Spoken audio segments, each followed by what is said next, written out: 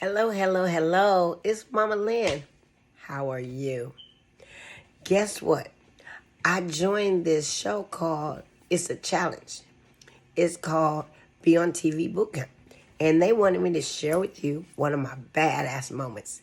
So hold on tight and let Mama Lynn tell you what's going on. Listen, I turned 40. I was pregnant, got pregnant at 40. Who does that? While my other children are blooming to become adults. Okay, I decided to have another baby. Now, this is what happened. So one morning I woke up. I wasn't feeling good all night. I don't know what it was. I wasn't feeling good. And so I said, oh, my stomach is hurting. I said, I'm not having no baby today. I don't care what's going on. I am not having a baby today because I don't feel like it. Well, I guess we can't tell God what we feel like and what we don't feel like, okay? Because the pains kept coming. And for some reason, my daughter spent the night, my granddaughter, my oldest daughter. And so she was like, Mom, you look sick. You really need to go to the hospital and see, because I think you having this baby. I'm not having no baby. I don't know what you're talking about. I don't care what you're talking about. I am not having a baby. That's it. That's out of the question. I'm not having no baby today. So I goes and I lay down. I decide to watch TV, okay? So I'm sitting there watching TV, and I'm feeling this cramping. So my roommate at the time, she came in. She was like, what's wrong? I said, girl, I don't know. It seems like I'm trying to have this baby right now. I said, I think you better take me to the hospital because the pains are getting faster and faster and they're coming more rapid and rapid and rapid. So she said, okay. So I make it to the car. By then, them pains is whooping my butt. Not having no baby, my ass, because them pains was whooping my behind. So I'm like, okay, I know that she's very afraid. So I can't let her know that I'm about to have this baby right here. Okay? Because she was already freaking out trying to drive me to the hospital. So what ended up happening, she's almost running red lights and everything. So we get to the corner by the hospital, and guess what? It's taped off with yellow tape, and we can't get into the hospital. We can't get in to the emergency room. So I'm like, oh my God, what am I going to do? This baby is coming. So I just started pulling my clothes down. First, I let the seat back. Now, I got a 6-year-old in the back seat. She is not saying a word. Not a word. I forgot that she was there because she didn't say anything the whole time. So I'm letting the seat back. I'm reclining the seat. So I'm pulling my pants down.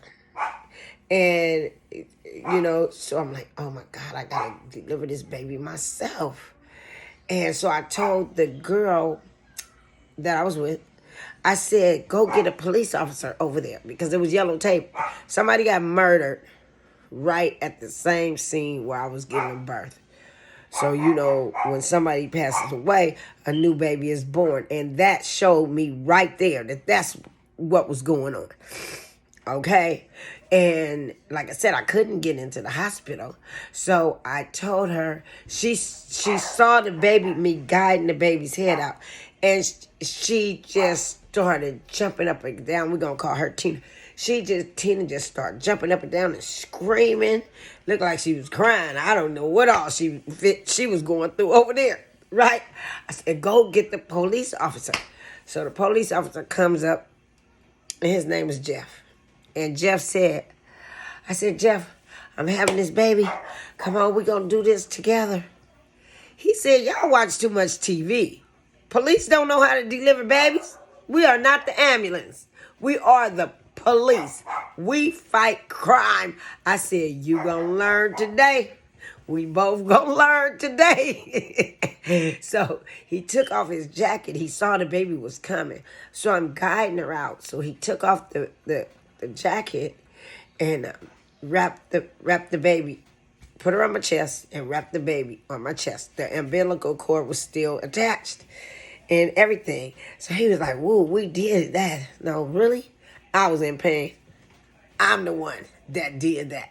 So after that happened, Um, he was just smiling and grinning. So he said, let me go and see how long it's going to take for the people in the emergency room to come outside and get you. So, wow, it seemed like forever. It took them forever to come and get me. So, I'm in this car. You got to think. The wind was blowing. So, ants. I'm like, it's ants on me. And now, the baby was covered up with the jacket, right? What you call, leaves was blowing in my face. Like, I said, where are these people? Please come and get us and hurry up. So by the time they arrived, right, Tina goes and runs and hops on the stretcher. She said, oh, thank you.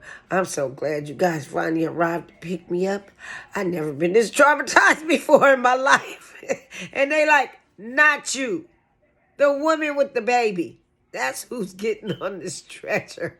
So let me tell you, they took us in the hospital. They examined us. I was okay. But my daughter, she was small enough to fit in my hand because I was only 7 months. So she was very tiny. And so they notified me that my daughter had to have heart surgery. And I said, oh my God, heart surgery. Her little veins was so teeny you could see through her skin. She was like a transparent person. You could see straight through her skin, to her veins, to everything, to her little heart. I could see everything. So when they notified me that they had to do emergency heart surgery on my child, I was like, okay, Father God, well, let it do what it do. This is in your hands. You brought her here. We made her here safe. So now let's see, what happens. And she came out of the surgery, you guys, with flying colors. And to me, my Marissa, that was a badass moment. Check me out on my YouTube channel. It's called Mama Lynn Lake, the kind you swim in. Mama, MAMALYNN. Last name Lake, LAKE, the kind you swim in. All right, it's Mama Lynn signing out.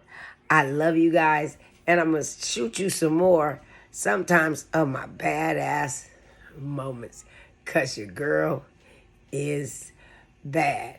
But make sure you follow me on my Instagram channel and my LinkedIn and my Twitter. It's all the same name. So you don't have to worry about getting confused. Thank you, Mama Lynn.